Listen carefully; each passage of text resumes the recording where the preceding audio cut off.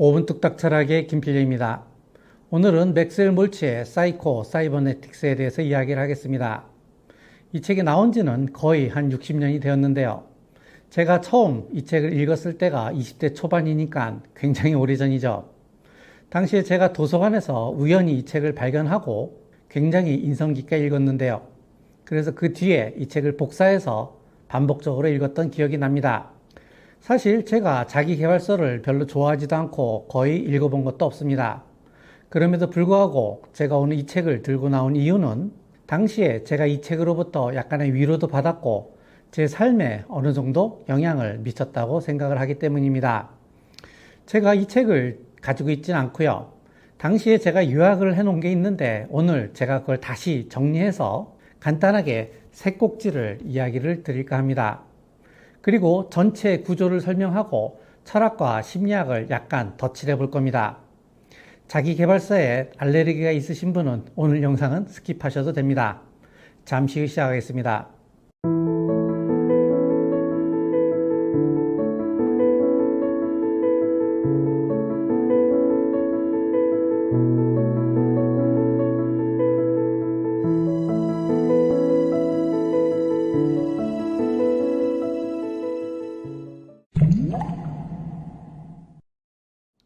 그리스어로 큐버네테스라는 단어는 조종하다, 통제하다 라는 의미가 있는데요.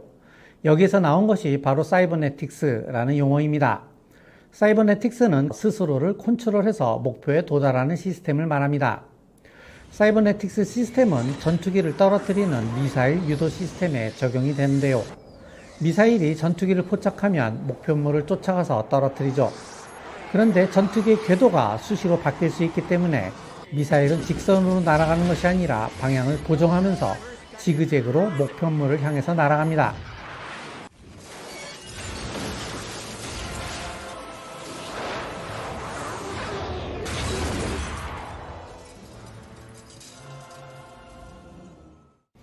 사이버네틱스 시스템은 미사일 유도 시스템에만 적용되는 건 아니에요. 치타가 먹잇감을 쫓아갈 때도 이런 기술이 사용됩니다.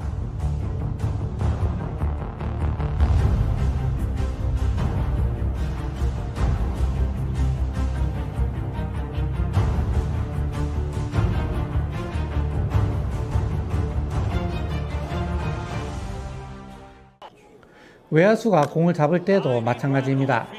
외야수는 공을 주시하면서 계속해서 달리죠. 이때 외야수는 달리는 방향과 속도를 계속해서 수정을 합니다. 말하자면 외야수는 공을 잡을 목표 지점으로 한 번에 달려가는 것이 아니라 계속해서 진로를 수정하면서 더듬거리면서 달린다는 겁니다. 이것이 바로 사이버네틱스 시스템입니다.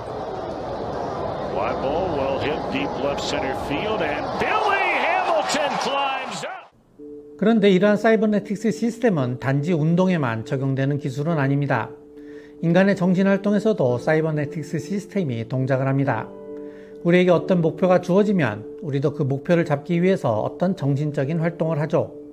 목표가 바뀌거나 주변 상황에 변수가 생기면 방향을 계속해서 수정해 가면서 목표를 향해서 갑니다. 이처럼 인간의 정신에도 사이버네틱스 시스템이 있습니다. 이것을 정신적 사이버네틱스, 즉 사이코 사이버네틱스라고 합니다. 그런데 전투기를 쫓아가는 미사일이나 먹잇감을 쫓아가는 치타나 공을 쫓아가는 외야수에게 어떤 의식, 어떤 생각이라는 것이 있을까요? 그런 거 없어요. 목표를 향해 달릴 때에는 어떤 방향으로 달릴지, 어떤 속도로 달릴지 그런 생각 같은 건 안 합니다. 그냥 무의식적으로 달리는 겁니다. 사이버네틱스 시스템은 의식이 없는 기계적이고 맹목적인 시스템이라는 겁니다. 따라서 사이버네틱스 시스템이 제대로 동작을 하기 위해서 중요한 것은 역설적이게도 이 시스템을 작동시키지 않는 겁니다. 왜냐하면 이 시스템을 의식적으로 작동시키면 오히려 시스템이 꼬여버려요. 그것은 마치 넥타이를 잘 매던 사람도 그것을 의식하면서 순서대로 매려고 하면 이상하게 잘 안 되는 경우와 같습니다. 운동을 잘하는 사람이 아주 중요한 시합에서 잘해야 한다고 의식을 하면 잘 못하는 경우도 이와 같습니다. 말을 아주 잘하는 사람도 청중들 앞에서 말을 잘 하지 못하는 경우도 이와 비슷하죠. 사이버네틱스 시스템은 의식적으로 동작을 하는 것이 아니기 때문입니다. 사이버네틱스 시스템이 잘 동작을 하려면 그냥 놔두어야 한다는 겁니다. 전투기가 없으면 미사일은 발사되지 않죠. 먹잇감이 없으면 치타는 달리지 않아요. 그리고 타자가 공을 치지 않으면 외야수는 달리지 않습니다. 이처럼 사이버네틱스 시스템은 목표가 있을 때에만 동작을 합니다. 사람의 정신활동도 마찬가지입니다. 사람에게 어떤 목표가 주어지지 않으면 사이코 사이버네틱스 시스템도 동작을 하지 않습니다. 그래서 사이버네틱스 시스템에 어떤 목표를 주는 것이 중요합니다.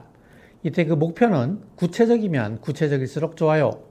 예컨대 그냥 막연하게 철학 공부를 하겠다는 것이 아니라 구체적으로 언제까지 어떤 책을 읽고 어떤 학위를 따겠다는 목표를 세우고 그냥 막연하게 부자가 되겠다는 것이 아니라 구체적으로 언제까지 얼마를 벌겠다는 목표를 세우고 그냥 막연하게 야구선수가 되겠다는 것이 아니라 구체적으로 언제까지 어느 구단에 들어가겠다는 목표를 세워야 한다는 겁니다. 이뿐만이 아닙니다. 목표를 달성한 자신을 구체적으로 상상해 보는 것도 굉장히 중요합니다. 철학박사 학위를 받고 강의를 하고 있는 자신, 100억대 건물주가 되어 경제적 자유를 얻게 된 자신, 프로야구 선수가 되어 홈런을 치는 자신을 상상해 보는 겁니다. 이처럼 자신의 꿈을 생생하게 상상하는 것이 중요합니다. 왜냐하면 우리의 두뇌는 실제의 경험과 상상 속의 경험을 구분하지 못하기 때문입니다. 우리가 충분하게 생생하게 상상할 수 있다면 우리의 두뇌는 그 목표가 실제로 있는 것처럼 본다는 겁니다. 먹잇감이 보여야 치타가 달리고 공이 보여야 외야수가 달리듯이 두뇌에 목표를 생생하게 그려놓아야 사이코 사이버네틱스가 동작을 하는 겁니다. 목표가 주어졌고 이제 목표를 달성하기 위해서 사이버네틱스 시스템이 동작을 한다고 합시다. 그런데 사이버네틱스 시스템은 그냥 맹목적인 기계일 뿐이라고 했죠. 기계에게 필요한 건 연료입니다. 연료가 떨어지면 사이버네틱스 시스템은 멈춰버립니다. 그렇다면 사이버네틱스 시스템에게 필요한 연료는 무엇일까요? 그것은 바로 셀프 이미지, 자기의 이미지입니다. 모든 사람은 자기 자신에 대한 어떤 이미지를 가지고 있죠. 의식적으로 딱 떠오르진 않지만 뿌리 깊은 무의식 속에는 자기 자신에 대한 구체적이고 세세한 정신적인 이미지가 있습니다. 내가 어떤 사람인지, 내가 어떠한 방식으로 행동을 하는지, 내가 특정 상황에서 어떤 반응을 보이는지, 내가 무엇을 할 수 있는지, 내가 무엇을 할 수 없는지 이런 자기 자신에 대한 이미지를 가지고 있습니다. 그것이 바로 그 사람의 정체성이 됩니다. 이건 자기 자신에 대한 의식적인 믿음하고는 달라요. 자신이 의식적으로 믿고 있는 자기 자신과 무의식 속에 가지고 있는 자기의 이미지는 다를 수 있다는 말입니다. 실제로 이거 다른 사람들 많습니다. 자기를 자기가 잘 모르는 겁니다. 따라서 그러한 자기 이미지는 의식적으로 바꾸려고 해도 바뀌지 않습니다. 자기 이미지는 무의식의 영역에 있는 것이지만 의지는 의식의 영역에서만 동작을 하는 것이기 때문입니다. 의식은 결국 무의식을 이길 수 없다는 말입니다. 예컨대 마음속에서 자신이 의지가 약한 사람이라고 생각하는 사람은 의식적으로 아무리 담배를 끊으려고 해도 실패를 할 수밖에 없습니다. 아무리 초인적인 의지력을 발휘하려고 해도 결국은 실패합니다.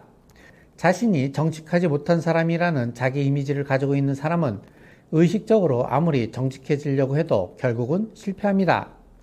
의지로 그것을 극복해 보려고 하지만 그것은 겉으로만 보이는 의지이지 무의식적으로는 이미 결정이 되어 있는 것과 마찬가지입니다.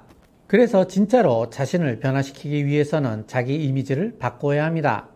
그러기 위해서는 세 가지 인식의 전환이 필요합니다. 첫째, 실패한 경험에 대한 인식의 전환입니다.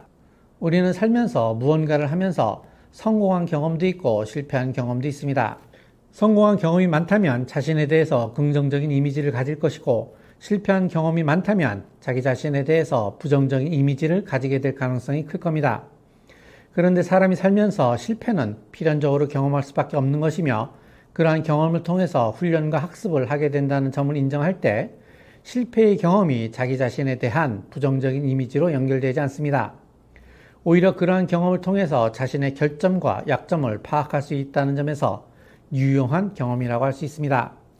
둘째, 사람은 원래 문제를 해결하는 능력을 타고난다는 사실을 인식하는 겁니다. 목표만 주어지면 치타는 달리고 외야수도 달립니다. 이것은 원래 사람이 타고난 능력입니다. 어떤 의식적인 방해 요인만 없다면 사람은 성공을 위해서 노력하는 존재라는 사실을 인식하는 겁니다. 셋째, 나를 인정해야 한다는 겁니다. 나에게는 무능한 점도 있고 부끄러운 점도 있고 약점도 있다는 것을 인정해야 한다는 겁니다. 이것을 인정하지 않으면 자신의 장점을 발휘할 수 없기 때문입니다. 자, 정리합시다. 오늘은 맥스웰 몰치의 사이버네틱스를 세 꼭지로 설명을 했습니다. 첫째, 사이버네틱스는 기계적이고 맹목적으로 목표를 향해 달려가는 시스템이라는 것을 설명을 했고요. 둘째, 이 사이버네틱스 시스템에게 적절한 목표를 주는 방법에 대해서 설명을 했습니다. 그리고 그것은 목표를 머릿속에서 생생하게 상상하라는 것이었죠. 셋째, 사이버네틱스 시스템이 올바르게 지속적으로 동작을 하기 위해서는 에너지가 필요한데 그것은 바로 긍정적인 자기 이미지라는 것이었습니다. 그런데 맥스웰 몰츠는 이러한 것들이 전부 사람의 무의식 속에 있는 것처럼 말을 합니다. 그만큼 사람의 무의식은 중요합니다. 그런데 우리의 의식은 무의식의 영향을 받죠. 그런데 여러분은 지금 나의 이야기를 의식적으로 듣고 있죠. 따라서 이런 이야기가 아무런 소용이 없는 것 아닌가요? 그런데 그렇지 않아요. 의식이 무의식에 대해서 일방적으로 영향을 받기만 하는 것은 아닙니다. 의식이 무의식에 영향을 주기도 한다는 말입니다. 그것을 메타의식이라고 해봅시다. 저는 지금 메타의식이 해야 될 일을 알려주고 있는 겁니다. 그것은 자신의 미래를 생생하게 그려봄으로써 사이버네틱스 시스템에게 목표를 보여주고 긍정적인 자기 이미지를 가지도록 만들어주고 있는 겁니다. 이것이 바로 맥스웰 몰치의 사이버네틱스의 전체 구도입니다. 몰치의 이론 속에서는 철학적, 심리학적 이론들도 볼 수 있습니다. 먼저 인간의 무의식을 강조한다는 점에서는 프로이트가 연상이 되고 그러한 무의식을 인간의 잠재력으로 본다는 점에서는 융을 보는 것 같기도 합니다. 그리고 사이버네틱스 시스템이 맹목적이라는 점은 인간의 육체를 기계적으로 보는 데카르트를 닮았습니다. 그리고 이러한 모든 것들로부터 독립해 있는 메타의식은 칸트와 피테의 초월적 자아를 연상시킵니다. 오늘은 사이버네틱스에 대해서 이야기를 했는데요. 제가 책의 내용을 재구성하면서 디테일한 부분은 제거를 했고 저의 생각을 부분 끼워 넣었습니다. 게다가 이 책은 이후에 몇 차례 개정판이 나왔기 때문에 이 책의 내용과 저의 이야기가 다른 부분이 있을 수 있습니다. 하지만 큰 틀에서 보면 문제는 없을 것이라고 생각을 합니다. 아무튼 오늘의 이 영상이 여러분들에게 도움이 되었으면 합니다. 오늘 이만 마치죠. 감사합니다.